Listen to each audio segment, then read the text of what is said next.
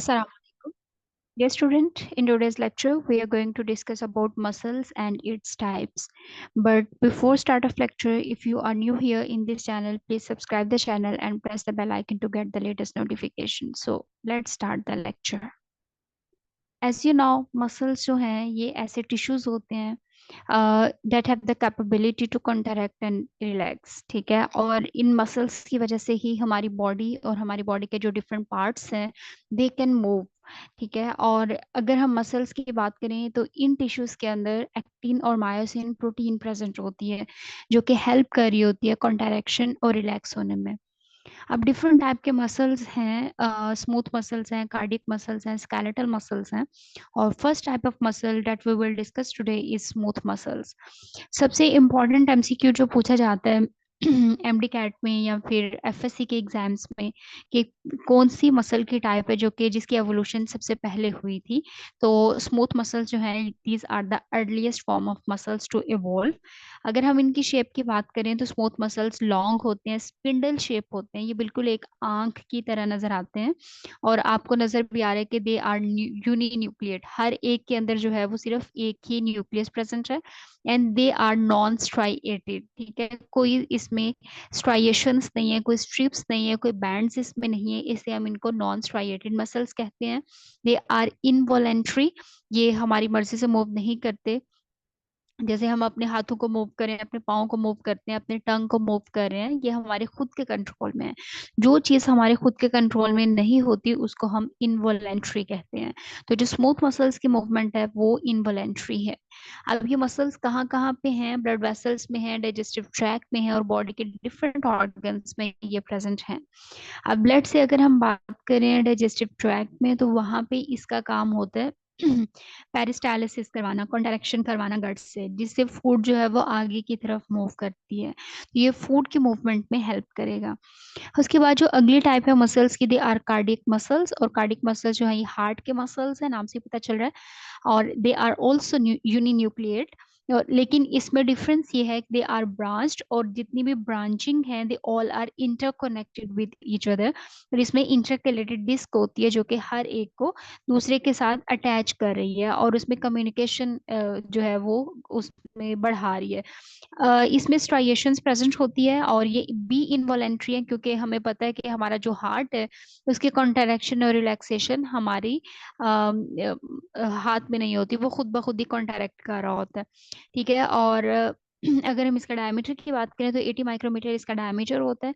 और हार्ट का काम ही ब्लड को पंप करना है, इसका मतलब है कि जो हार्ट के मसल्स हैं, जो कार्डियक मसल्स हैं, ये भी ब्लड को पंप करने में हेल्प करेंगे।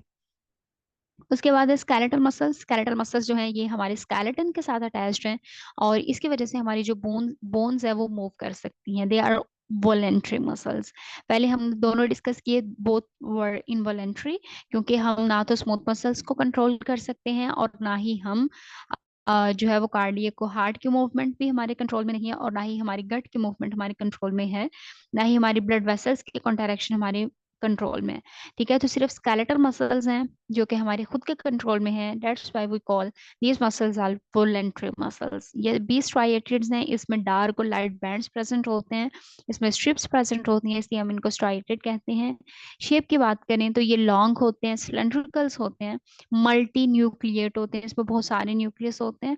डायमीटर इसका 10 से 100 माइक्रोमीटर होता है, और इसकी कॉन्ट्रैक्शन नर्वस सिस्टम के कंट्रोल में होती है। जब भी नर्वस सिस्टम से सिग्नल आएगा तभी ये कॉन्ट्रैक्शन शो करेगा, और ये स्केलेटल सिस्टम की और जो है वो मूवमेंट में हेल्प कर रहा है। अगर हम स्केलेटल सिस्टम को मजीद देखें तो अगर आप एक मसल की बात करेंगे तो एक मसल के अंदर पूरा मसल बंडल प्रेजेंट होता है, मसल बंडल के अंदर मसल फाइबर होता है। ठीक है, अब मसल फाइबर जो है इसकी बाहर वाली जो मेम्ब्रेन उसको हम सार्कोलेमा कहेंगे, और अंदर जो फ्लूइड होगा उसको हम सार्कोप्लाज्म कहेंगे। ठीक है, उसके अंदर बहुत सारा कोलेजन फाइबर्स होता है, और इसके अंदर मायोग्लोबन्स होती हैं, डिपॉजिट्स। अगर आप मसल फाइबर को मजीद ब्रेक करके देखें माइक्रोस्कोप के नीचे हाई मैग्निफिकेशन हाई रेजोल्यूशन पे, तो एक मसल फाइबर के अंदर भी आपको मायोफिब्रल्स नजर आएंगे। और फिर मायोफिब्रल्स के अंदर आपको छोटे छोटे स्मॉल कंट्रक्टाइल यूनिट्स नजर आएंगे जिसको हम सार्कोमियर्स कहते हैं।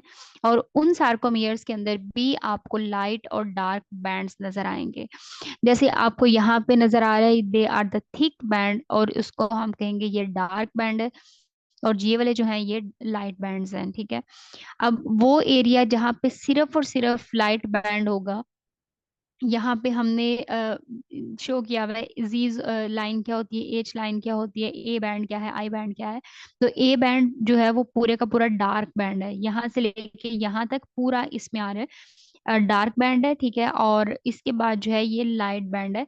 सिर्फ जो एरिया है लाइट बैंड वाला वो, ठीक है। उसके बाद जो है जेड लाइन एक लाइट बैंड से लेके दूसरे जो लाइट बैंड है उसके एरिया को हम सार्कोमियर कहते हैं। और जो लाइट बैंड को होल्ड करके रखते हैं उसको हम जेड लाइन कहेंगे, जो डार्क बैंड को होल्ड करके रखेगा उसको हम एम लाइन कहेंगे। और वो एरिया जहाँ पे सिर्फ और सिर्फ डार्क बैंड है उसको हम एच बैंड या एच जोन कहेंगे।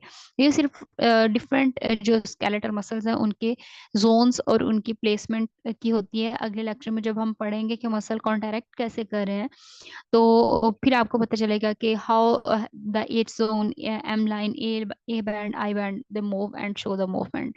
That's all about today's lecture. अगर आपको आज की वीडियो पसंद आई है तो प्लीज वीडियो को लाइक करें, शेयर करें, सब्सक्राइब करें। स्टे कनेक्टेड, अपना ख्याल रखिएगा। अल्लाह हाफिज।